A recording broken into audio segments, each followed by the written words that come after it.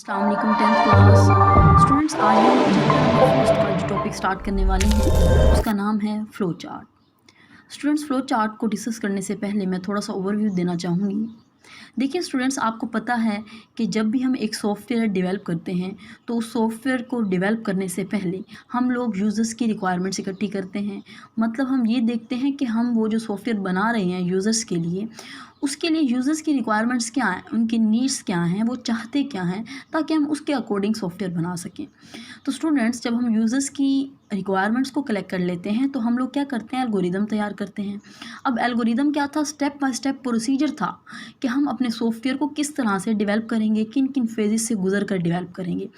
Students, algorithm के बाद हमारे पास जो नेक्स्ट फेज़ आती है वो है फ़्लो चार्ट। अब आज हम लोग फ़्लो चार्ट को डिस्कस करेंगे। So let's start students.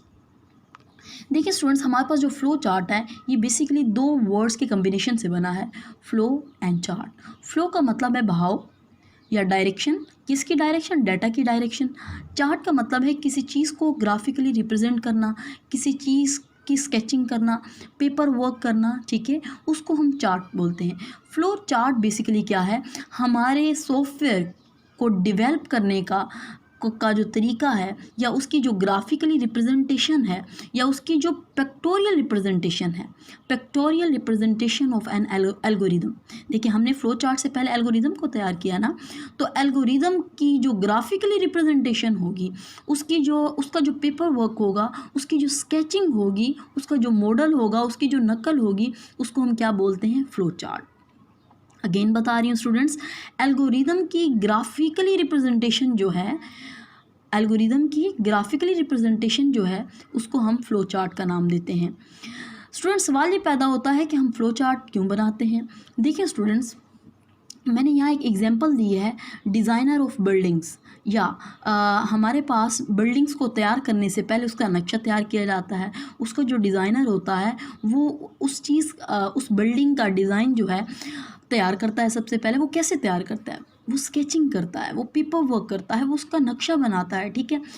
अब वो नक्शा क्यों बनाता है? ताकि बहुत इजी हो सके ये काम, ठीक है, ताकि इजीली उस बिल्डिंग को तैयार किया जा सके, ठीक है। तो हम लोग अपने सॉफ्टवेयर को डेवलप करने से पहले उसका फ्लो चार्ट बनाते हैं कि हमारे उस सॉफ्टवेयर में क्या क्या ऑपरेशन परफॉर्म हो रहे हैं, क्या क्या डाटा है। देखिए, मैंने यहाँ लिखा है flow chart presents flow of data. Flow chart क्या करता है? हमारे डाटा के फ्लो को बताता है, ठीक है, उसकी डायरेक्शन को बताता है। साथ साथ उस सॉफ्टवेयर में उस डाटा के वो डाटा जो जो ऑपरेशंस परफॉर्म कर रहा है, वो सब जो है, ईच एंड एवरीथिंग जो है, वो फ्लो चार्ट में रिप्रेजेंट की जाती है। तो स्टूडेंट्स, हमारे सॉफ्टवेयर की ग्राफिकली रिप्रेजेंटेशन जो है, उसको हम फ्लो चार्ट का नाम देते हैं। अब हम नेक्स्ट मूव करते हैं।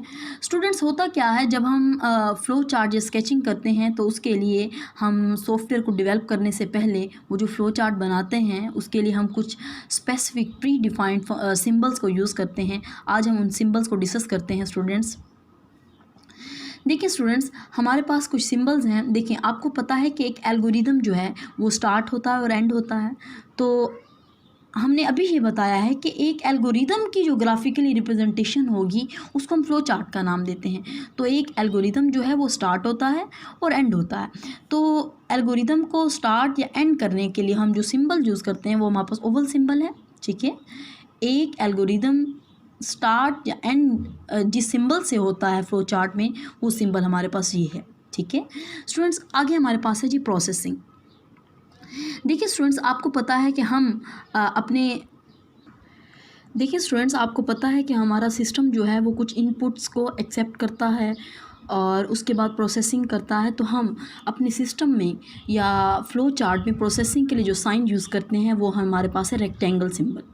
स्टार्टर एंड एंड के लिए हम ऑल सिंबल, प्रोसेसिंग के लिए हम रेक्टेंगल सिंबल को, और हम जो अपने सिस्टम को इनपुट्स या आउटपुट्स वो डिस्प्ले जो करता है, वो उसके लिए जो हम सिंबल यूज़ करते हैं वो है हमारे पास पैरेललोग्राम।